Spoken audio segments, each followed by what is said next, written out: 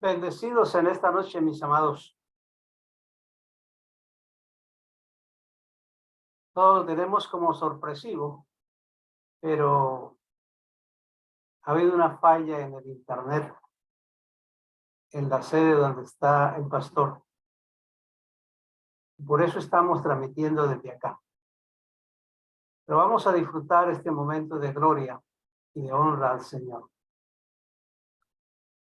Saludando a todos los hermanos en el amor de Dios, deseando que la palabra hoy, el consejo de hoy, traiga edificación a su vida, consolación y ánimo, porque estamos en tiempos de fortalecernos, de animarnos, de reconfortarnos en el Señor. Quiero hablarles esta noche un poquito de algo que Dios ha estado buscando. La palabra dice que Él está buscando adoradores. En el libro de Juan, el capítulo 4, el verso 23, dice la palabra: mas la hora viene, y ahora es, cuando los verdaderos adoradores adorarán al Padre en espíritu y en verdad. Porque también el Padre tales adoradores busca que le adoren. Y me he detenido un poco a pensar esta semana sobre este pasaje.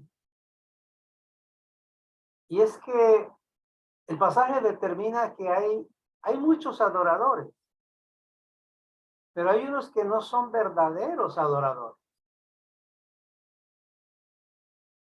Posiblemente muchos adoran, pero también dice que es la hora cuando los verdaderos adoradores adorarán, los verdaderos. Lo que indica entonces que hay unos que no son verdaderos. Tienen una adoración que no es aceptable por no ser verdadera, por no estar en la verdad del propósito y el plan de Dios. Entonces, como hay muchos adoradores que no le adoran como Dios quiere que lo adoren, Él está buscando adoradores. La gran pregunta es si en esta expresión que está buscando adoradores, entramos. La idea es entrar ahí. Para ello tenemos que tener un conocimiento claro de la palabra, para no ser engañados de nuestra propia mente o de las circunstancias. Porque pareciera que escasean los verdaderos adoradores. Había mucha gente que iba al templo en los tiempos de Yahshua. Generalmente el pueblo de Israel llenaba el templo cada sábado. Pero es en un día de esos que el templo estaba lleno, que Yahshua dijo que buscaba verdaderos adoradores. Lo que indica entonces que el calificativo que tenía todo este pueblo no eran verdaderos adoradores. Con todo esto sabemos que hay muchos hijos de Dios que aman a Dios. Lo aman. Pero más allá de ese amor que pueda sentir alguien, más allá de eso, está la verdadera adoración. O sea, es un paso más allá que ese amor que podamos decir que sentimos por el Señor. La verdadera adoración entonces está muy cerca del corazón de Dios. Y es que hay varias cosas que hacen que la adoración tenga valor y que sea aceptada. Pero también hay cosas que la anulan por completo. Y debemos conocer qué anula la adoración. para no cometer errores lamentables o sencillamente engañarnos a nosotros. Recuerden ustedes que la Escritura dice, no como muchos piensan. La Escritura no dice, cuídense que no los engañen. No. La Escritura dice, no os engañéis. Porque básicamente lo que vemos es que el engaño está en la manera misma del ser humano, dentro de él. Lo pueden engañar sus pensamientos, sus actitudes, sus formas, sus conceptos, sus ideas. Eso lo puede engañar.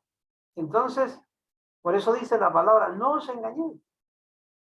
No se engañe a sí mismo. Porque la adoración está más allá de la alabanza. Gózate en la alabanza. Entrégate en la alabanza. De corazón. Pero la adoración está más allá de la alabanza. También la adoración está más allá de las peticiones de oración. Quizá podamos orar con intensidad por las necesidades a causa de las circunstancias que nos rodean, que nos envuelven o que posiblemente nos golpean.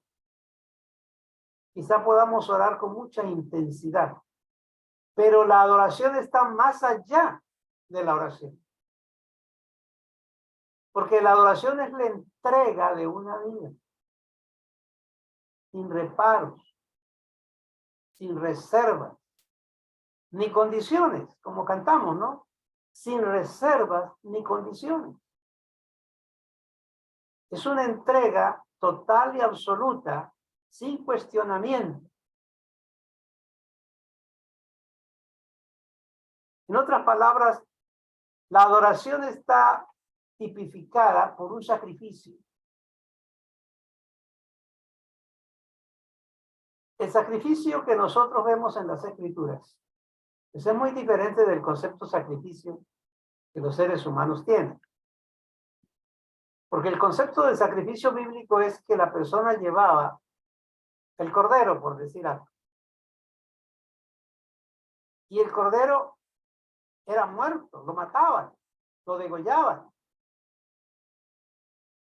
Y luego lo ponían sobre la gran cantidad de fuego que había en el altar. Y el cordero se quemaba por completo. Y ese humo, esa fragancia que se daba de la quema de la ofrenda, subía al cielo. ¿Qué es lo que agradaba a Dios? ¿En verdad el humo? ¿El olor de eso? No. Lo que a Dios le agradaba era el desprendimiento que tenía una persona de entregar una vida que había cuidado por tanto tiempo y amaba, y la entregaba para quemarla para su Dios, a quien adoraba. Es lo que en verdad agrada a Dios es la entrega. El que la persona se separa de sí mismo. Y el apóstol Pablo dice que nosotros somos la ofrenda. O sea que tenemos la posibilidad de un día presentarnos al altar de Dios y entregarnos de tal manera que dejamos de ser nosotros, dejamos de vivir nosotros y nos entregamos, como que nos quemamos para Dios. Morimos para Dios. Y esa entrega, sin miramiento, sin reserva, sin condición, esa entrega total. O sea, que no me entrego porque tengo un problema, no me entrego porque tengo una necesidad, no me entrego porque deseo obtener algo, no, me entrego porque Él es mi Dios y yo soy su hijo. Me entrego totalmente, en una plena confianza total. Esa entrega es la que a Dios es agradable. Y es cuando la persona entra en una verdadera adoración. Y en una entrega de esas, pues, la verdad fundamental es que no hay palabras, no hay oraciones, no hay nada, simplemente una entrega total y completa. Es ahí entonces cuando la persona está en una verdadera adoración. Vamos a mirar algunos actos en la Biblia de actos de adoración, en ofrendas, en esto y lo otro, pero que nos dejan un testimonio, nos dejan una enseñanza que viene a ser de mucha ayuda para cada uno de nosotros. Por ejemplo, tenemos en el libro del Génesis la adoración que hizo Caín y Abel a Dios. Todos ustedes han leído la historia. La escritura dice que aconteció que andando el tiempo, mientras la vida transcurría, Caín trajo del fruto de la tierra una ofrenda a Adonai. Y Abel también trajo de los primogénitos de sus ovejas, lo mejor de ellas. Y cada uno hizo su sacrificio a Dios. Y miró a Adonai con agrado la ofrenda de Abel y a Abel. Pero no miró con agrado a Caín ni a su ofrenda. Y esto disgustó a Caín en gran manera y decayó su semblante. Se le fue la alegría y lo envolvió una amargura, un resentimiento, que lo llevó a cometer lo que cometió, matar a su hermano. ¿Por qué no agradó la ofrenda de Caín? Hay muchas cosas. Dejando a un lado lo que es la realidad de la simiente. Caín estaba viviendo una vida de inconformismo con su estatus de vida.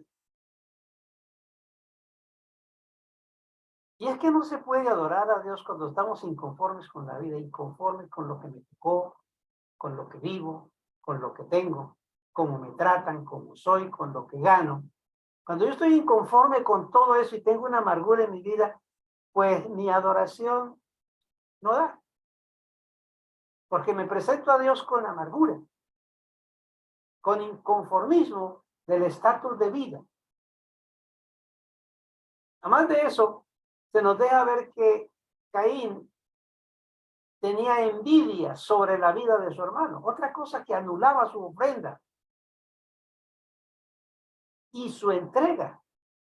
La envidia. Porque considerando lo que él tenía y lo que tenía su hermano, pues él veía que lo que él tenía era inferior a lo que tenía su hermano. Y es que ese es un mal producido por el pecado en la vida de la humanidad. Generalmente, yo diría que el 100% de las personas siempre piensan que lo que yo tengo es inferior a lo que tiene el otro y quiero tener algo mejor que él. En todas las cosas. Es una envidia. Y a veces algunos no saben que tienen envidia. Por eso la envidia a veces lleva a menospreciar a otro, a hablar mal de otro, a desconsiderar el trabajo de otro, la acción de otro, porque hay envidia. Y nos presentamos a Dios en una adoración. Si hay eso, eso está anulando nuestra verdadera adoración. Y de un inconformismo, y de una envidia, de un resentimiento y de una amargura en que vive una persona por lo que es y por lo que tiene, o por lo que no ha logrado, escucha con mucha facilidad la voz de Satanás y no la de Dios. Entonces, por eso, piensa ponerle punto final a su situación y toma caminos que son caminos equivocados, que son los que él se propone para salir del asunto. Y no hay momento más peligroso para el creyente que tomar una decisión cuando usted se encuentra angustiado, desesperado, amargado y confundido. Es el momento más peligroso de toda la historia. Usted toma decisiones correctas cuando tienes paz en tu corazón. Cuando el Espíritu de Dios está gobernando su vida, su mente está tranquila y las decisiones que toma son decisiones que Dios puede controlar, guiar y conducir. Pero cuando quiere tomar decisiones en un momento angustioso de desesperación, toma las peores decisiones. Por eso muchos, cuando surge un problema en una vida porque no puede solucionar, lo mejor es quitarme la vida. ¿Y cuántos han muerto? Cuando hay un problema en un matrimonio y no lo soluciona, lo mejor es divorciar. La última decisión más paupérrima que puede tomar. Y así sucesivamente. En un noviazgo es lo mismo. Cuando hay un pequeño choque, dice, se acabó esto, se rompió. Porque son las decisiones que se toman. Después esa persona está lamentando sus grandes errores, las palabras que se dijeron y las grandes acciones malas que hizo, perdiendo lo que tenía. Así que tenemos que examinar nuestro corazón para desear todos los días tener un corazón sano, un corazón puro, para no tomar caminos equivocados. Si vamos un poquito más adelante en la escritura, en el libro de Samuel, se nos habla del sacerdote y juez Elí. Elí tenía 2 hijos. Y los hijos de Elí por naturaleza, si Elí era juez y era sacerdote, pues sus hijos eran sacerdotes que aprendieron al lado de él a hacer las cosas y le ayudaban. Pero cuando Elí no pudo hacer las cosas, los hijos comenzaron a actuar. Pero hay una cosa que tenemos que ver, y es que la escritura dice, los hijos de Elí eran hombres impíos y no tenían conocimiento de Adonai. La costumbre del pueblo era llevar sus ofrendas al sacerdote. Y cuando el pueblo las ofrecía, venía el criado del sacerdote, mientras se cocía la carne, trayendo en su mano un garfio de 3 dientes, tenedor de 3 dientes grandes, y lo metía en la olla, y toda la carne que se sacaba del caldero era para los hijos de Elí.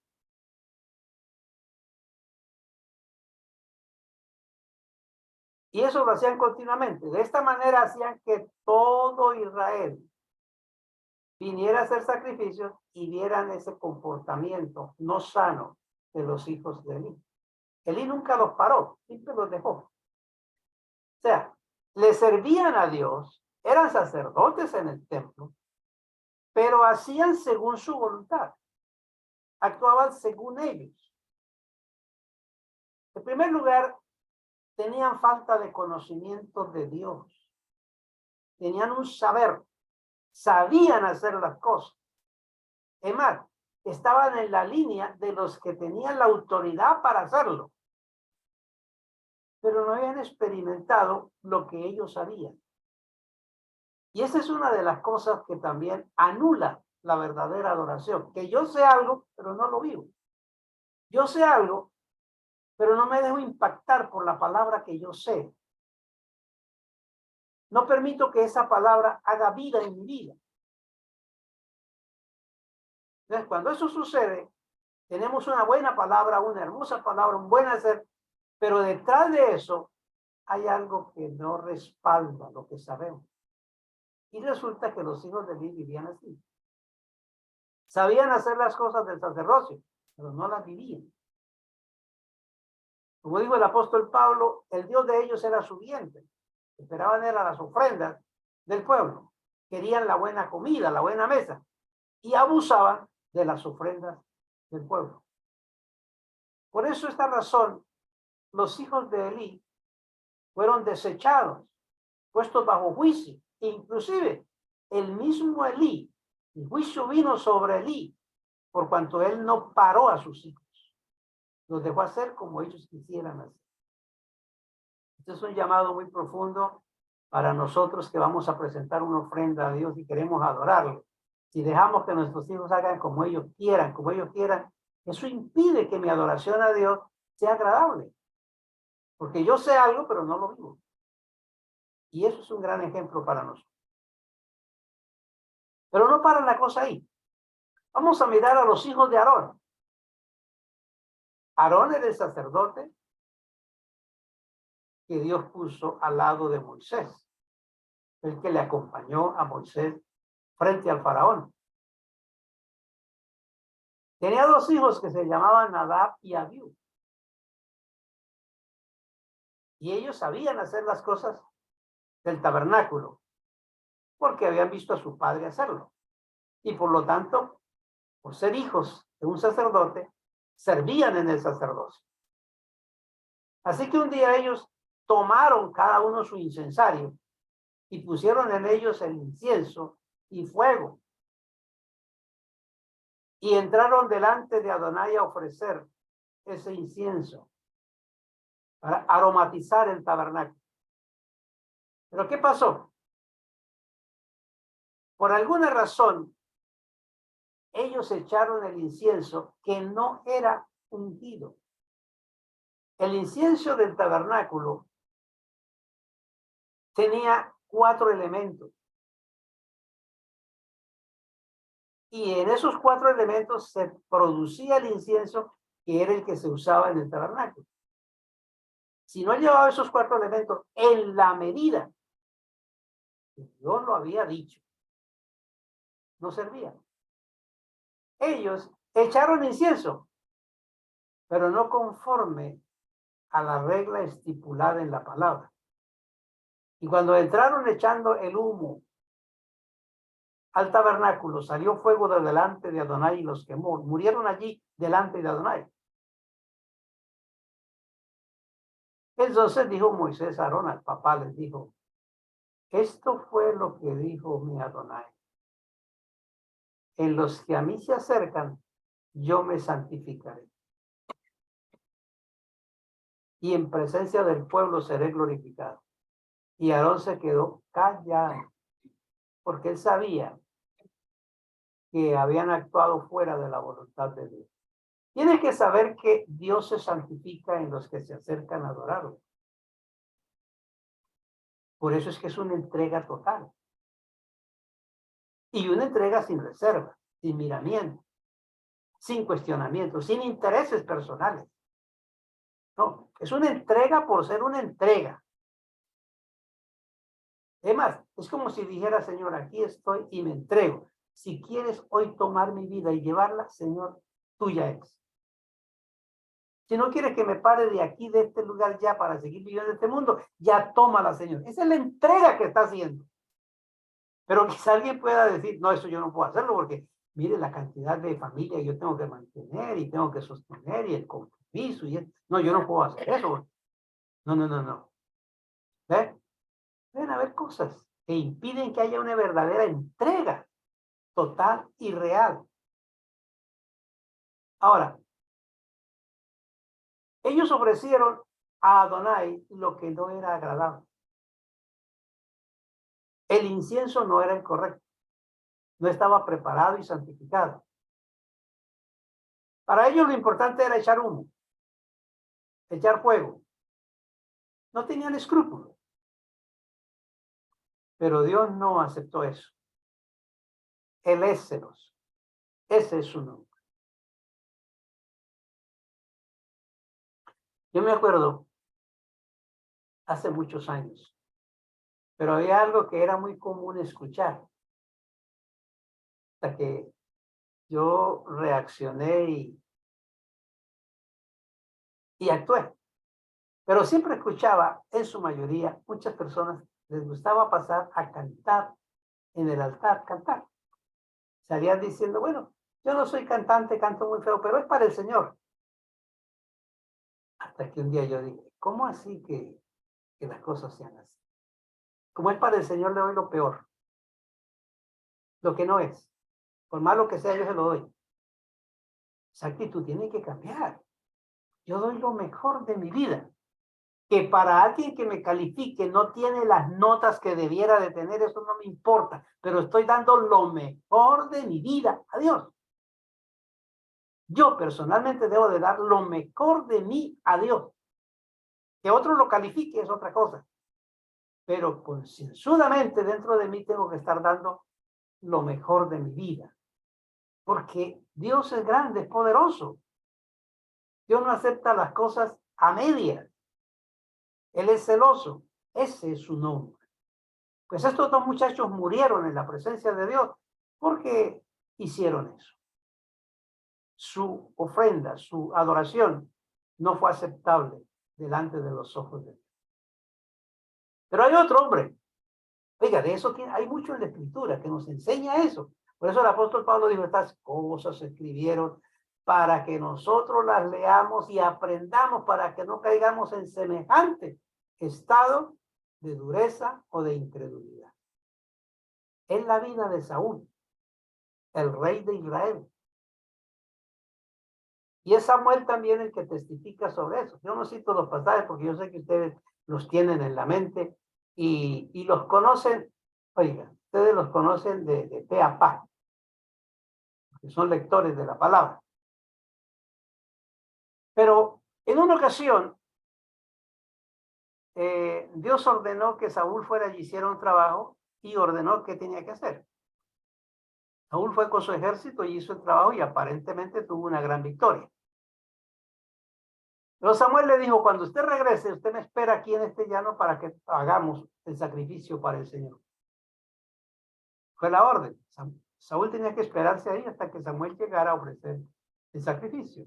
¿Quién era Samuel? Era el juez de Israel, era el profeta de Dios, era el intermediario para la vida de Saúl. Saúl simplemente era el rey de Israel. Pero resulta que Samuel se demoró. No llegó a tiempo. ¿Por qué se demoró? Todas las cosas obran para bien. Cuando Saúl vio que Samuel no llegaba y que ya llegaba casi la hora del sacrificio, dijo, traedme holocausto y ofrenda de paz. Y ofreció el holocausto, él. Y cuando él acababa de ofrecer el holocausto, el sacrificio, había quemado ya la ofrenda, he aquí que Samuel llegó. Y Saúl salió a recibirlo para saludarlo. Entonces Samuel le dijo, ¿qué es lo que has hecho? Saúl respondió, porque yo vi que el pueblo se desertaba y que no venía dentro del plazo señalado, que tú te estabas demorando y que los filisteos estaban reunidos en Migmas. Entonces me dije, ahora descenderán los filisteos contra mí aquí en Gilgal y yo no he implorado el favor de Adonai. Entonces me forcé pues y ofrecí el holocausto. Dio todas las excusas necesarias. Usted sabe que antes que el Señor llegara al huerto del Edén, Eva preparó la excusa, Adán preparó la excusa, pero no sirvieron. Las excusas nunca sirven cuando se desobedece el plan de Dios. ¿Qué fue lo que hizo Saúl? Hizo lo que no le estaba permitido hacer. El oficio debía de haber sido hecho por Samuel. Se extralimitó en sus funciones y se salió de la cobertura de la autoridad de Samuel. Desconoció la autoridad. Lo hizo porque sabía hacerlo y era el rey. Y según él, eso le bastaba. Pero según Dios, no. Por lo tanto, no agradó a Dios lo que él hizo. Entonces Samuel dijo a Saúl, como un hombre loco has actuado, porque no guardaste el mandamiento de Adonai tu Dios, que él te había ordenado. Pues ahora Adonai ha confirmado en tu reino a otra persona. Y tú, que hubiera sido posible confirmarte, eres quitado. Tu reino no será duradero. Adonai se ha buscado un varón conforme a su corazón. Ahí está el punto. La verdadera oración que Dios acepta es la adoración que está de un corazón conforme al corazón de Dios.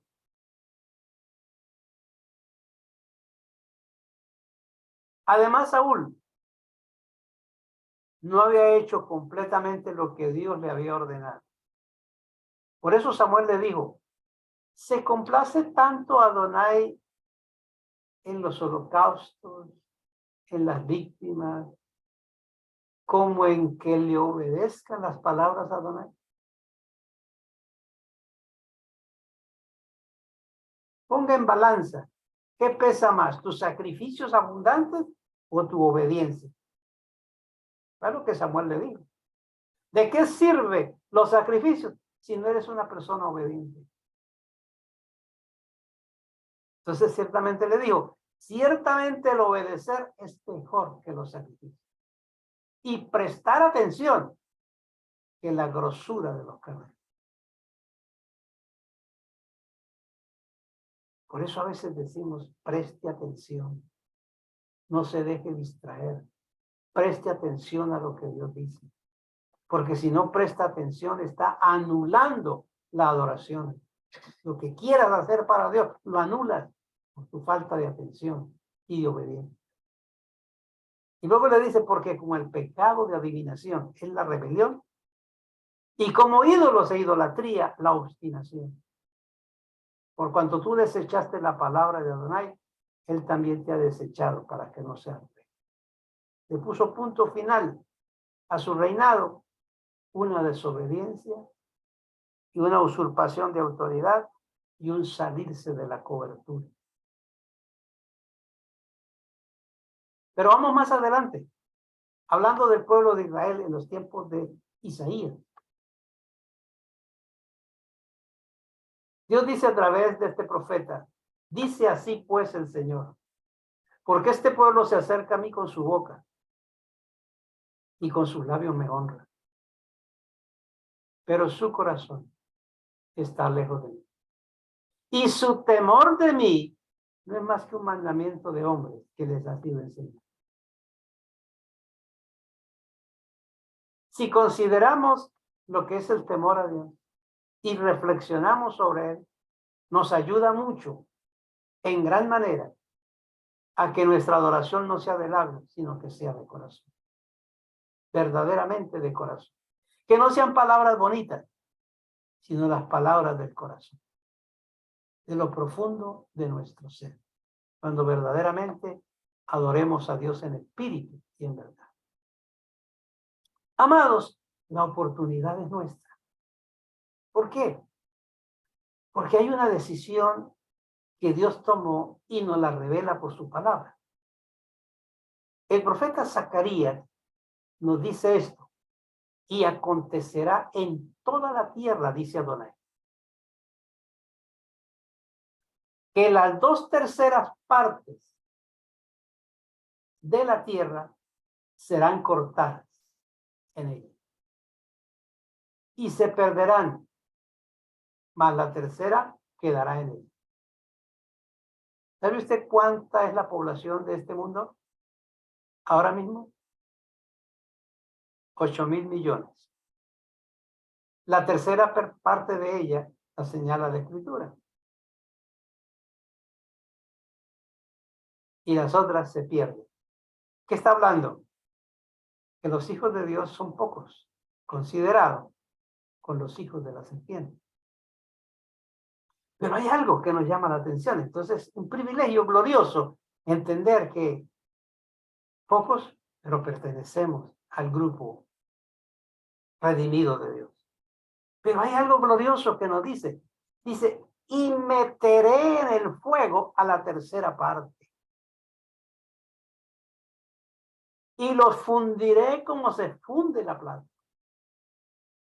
Y los probaré como se prueba el oro. ¿Qué está diciendo? Que Dios va a poner pureza y santificación en su pueblo. Por eso él dijo, entre los que acercan a mí me santificaré. O sea, lo llevaré a un estado de pureza y de perfección. Pero recuerde que también dijo el Señor, cuando pases por el fuego, no te quemará. Cuando pases por las aguas, no te anegarán. Así que cuando esté pasando por el fuego, que Dios quiere purificarte, santificarte, perfeccionarte, no es que Dios te ha olvidado, no es que Dios te ha abandonado, no es que Dios te esté castigando, es que Dios te está purificando para su gloria.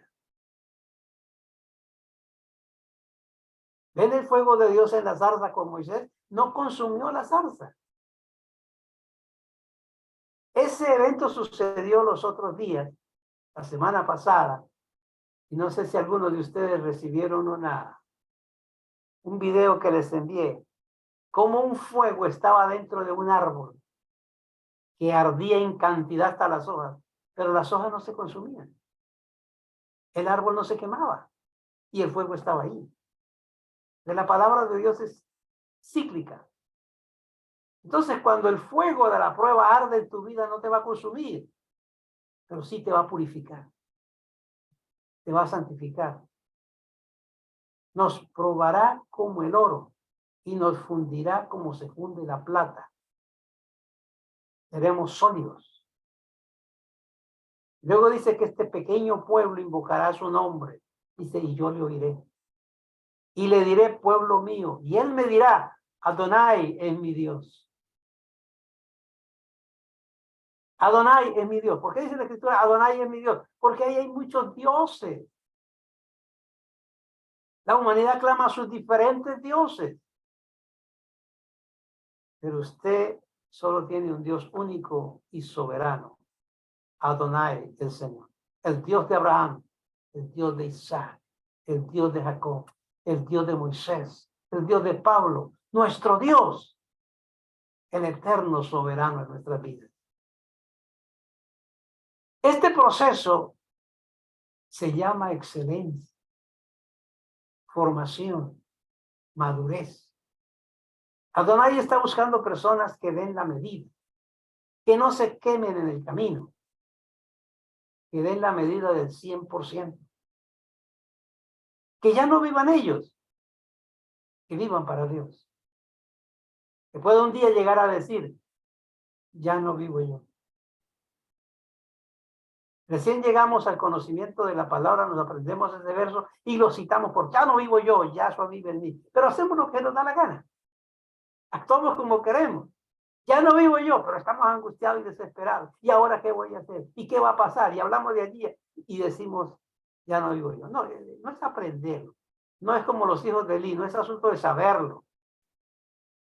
Porque le faltaba conocimiento. Usted tiene que tener conocimiento de qué es decir, ya no vivo yo. Como cuando se casa una muchacha. Y hablo de una mujer, no del hombre, porque la mujer es la que está tocada en la Biblia como la tipología de la iglesia, la amada de Yahshua. Entonces, esas muchachas que en su juventud, su mover, son de un mundo de libertad, de voy para allí, voy para allá. Y a veces pregunta uno a los padres, ¿dónde está Juliana de tal? No sé, ella como siempre se va para donde quiera con sus amigas y viene a la hora que quiere. En fin, es libertina totalmente. Pero llega un día en que se casa. Cuando se casa, hace un juramento. Si de verdad el juramento que ha hecho es de verdad, se entregó su vida a un esposo, quizás después vienen sus amigas, la llaman y dicen, oye, ¿por qué hay una fiesta en tal lugar? Y dice, ya no vivo yo. Ya me casé. Ya hay un esposo que me gobierna. Pero mire que es allí cerca, no importa, ya no vivo yo. ¿Ve? O sea, ya perdió esa libertad. Por eso los otros días hubo un movimiento feminista contrario a la palabra, porque eso siempre ha sido los movimientos feministas. Y se levantaron diciendo que debería de quitarse el D del matrimonio. ¿Se acuerdan de eso? Fulana de tal D, para llevar el apellido del esposo. Ese D quitarlo, porque yo sigo siendo quien yo soy. Porque no quiere por ningún motivo tener gobierno. Y ese tipo de pensamiento, de idea, tiene que terminar, tiene que morir, porque la iglesia ya no es así. Por eso dijo el Señor, todos los llamados de mi nombre. ¿De quién tú eres? De Yahshua. Oiga, qué lindo que pudiera decir, yo soy fulano de tal, de Yahshua. De él, porque tomamos nombre de él. Y al tomar nombre de él gobierna sobre nuestras vidas. Y si tú quieres salir, deberías pedir permiso a Yahshua.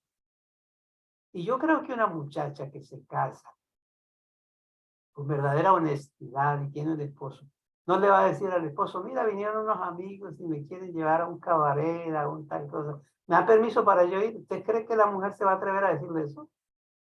No, porque sabe que el esposo es un hombre que lo ama y es celoso. Ahora, cuando vienen tus amigos pensamientos, tus amigos ideas, tus amigos oportunidades o tus amigos físicos para tratar de llevarlo a un lugar que no es la voluntad de Dios, tú te atreverías a decirle, Señor Yahshua, yo vengo a ti en oración a pedirte, ¿me permites ir con mis amigos al cabaret a bailar esta noche, a tomar y esto y lo otro? ¿Te atreverías a decirle eso a Yahshua? No. Si tú eres de Yahshua, tú vives para él. Es que a veces no consideramos lo que somos, decimos las cosas como le dijo Samuel a Saúl, locamente hablamos, locamente decidimos, pero si reflexionamos, nos sometemos en la reflexión a la palabra, verdaderamente llegamos a decir, ya no vivo yo, Yahshua vive en mí. Las decisiones las tomaré cuando Él me pide. Y termino diciéndoles esto. Mis amados, la Escritura dice que todas las cosas nos ayudan a bien, a los que Adonai ha llamado. Y en el libro de Amós, él dice estas palabras, porque he aquí, yo mandaré y haré que la casa de Israel sea zarandeada entre todas las naciones, como se zarandea el grano en una criba y no cae un granito en la tierra. Zarandeada. ¿Saben lo que es zarandear? Una criba, un cedazo. El proceso no es un capricho. La prueba no es un abandono, sino un refinamiento de pureza.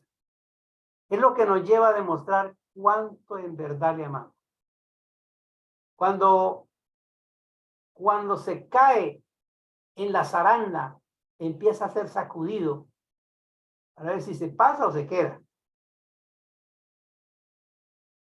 Y algunas veces hay personas que son puestas en la zaranda. Es ahí cuando el Señor dijo, no temáis manada pequeña. No tiene que temer. Quizá alguien diga, pero para esto, ¿quién es suficiente? Nadie. Solo el que muere a su yo, el que se entrega de verdad, el que depende enteramente de Adonai. Usted sabe el sacudón tan terrible que puede sentir una familia cuando el padre muere, la madre muere, el hijo muere. Es un sacudón, como un terremoto total. ¿Sabe usted cómo se zarandea un hogar cuando de pronto el esposo o la esposa dice, me voy? ¿Sabe el sacudón que sucede a los hijos? Yo he visto eso. Y he visto los niños en ese caso. Y he llorado ver el dolor que sienten esos niños cuando ese terremoto sucede en la familia. Porque es un vacío terrible. ¿Y cuánto yo he hecho para que eso no suceda? ¿Sabe usted el terremoto que sucede cuando dos personas que se aman, un noviazgo, y de pronto algo sucede y de momento se ve lo que no debía de suceder, o se dice lo que no se debía de decir, o se toma una acción que no era la que debía de tomarse, y ese novio o esa novia ve que se le sacudió el mundo, que hubo un terremoto en su vida desesperante? Mire, yo te digo en esta hora, no tema, dijo el Señor, he pasado por la zaranda, pero saldrá de allí perfeccionada para la gloria de Dios. Todas las cosas que le están sucediendo ayudan a bien. Quizá fue necesario que eso sucediera para que usted se afirmara en el Señor y para evitar que algo malo le suceda en tu vida, para que no caiga en lo que no le convenía, lo que Dios no tenía para ti. Quizá todo eso puede suceder en su vida. Por eso Dios nos llamó a esta gracia, para que Él sea haciendo en cada uno de nosotros lo que es agradable delante de Él. Y lo que es agradable delante de Él, pues dejemos que Él lo haga. Así nos cuesta. Amados, no temáis manada pequeña. Si un terremoto de circunstancias, de adversidades, por lo que sea, económicamente, emocionalmente, moralmente, en el amor, en el hogar, en la familia, si hay algo que sacude, una prueba terrible, usted está siendo purificado para gloria de Dios. Mantente fiel, porque como dijo el apóstol, no es comparable. No es comparable las cosas que suceden aquí, que nos pasan aquí, con las glorias grandes que vamos a recibir de nuestro Padre en los cielos. Los declaro bendecidos con toda bendición.